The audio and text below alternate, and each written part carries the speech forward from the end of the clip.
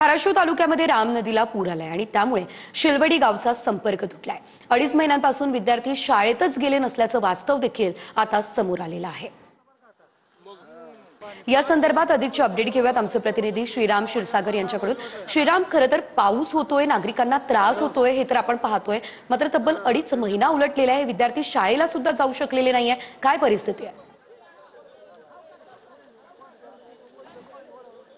शेजल, आपण जर पाहिलं तर मी आता धाराशिव जवळील चिलवडी गावामध्ये राम नदी आहे आणि त्या राम नदीच्या पात्रात उभा आहे।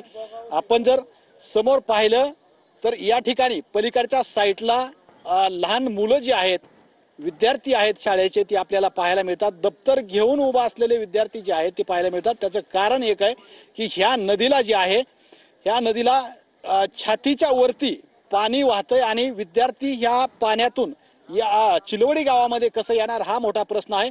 गेली 2.5 महिने झाले धाराशिव जिल्ह्यामध्ये मे महिन्यापासून पावसाला सुरुवात झाली आणि तेव्हापासून हे विद्यार्थी जी आहेत ती शाळेत जाऊ शकलेले नाहीत। त्याचं कारण एक आहे, ह्या नदीवरती ब्रिज नाहीये आणि त्या विद्यार्थ्यांचे हाल होताना आपल्याला पाहायला मिळते। महत्वाचं म्हणजे 12वीचे विद्यार्थी सुद्धा त्या ह्याच्यामध्ये दिसतात आपल्याला। 12वीला सुद्धा विद्यार्थी काय आहेत, अंगणवाडीला विद्यार्थी काय आहेत, त्यांची अशी परिस्थिती आहे की गेल्या 2.5 महिन्यामध्ये ती जर या चिलवडी गावामध्ये आली आणि पाऊस आला तर ते चिलवडी गावामध्येच राहतात आणि पलीकडे गेले तर पलीकडून त्यांना चिलवडी गावामध्ये येता येत नाही। अशा पद्धतीने ते 2.5 महिने झालं त्यांचं शाळेचा संपर्क आलेला नाही, अशी परिस्थिती।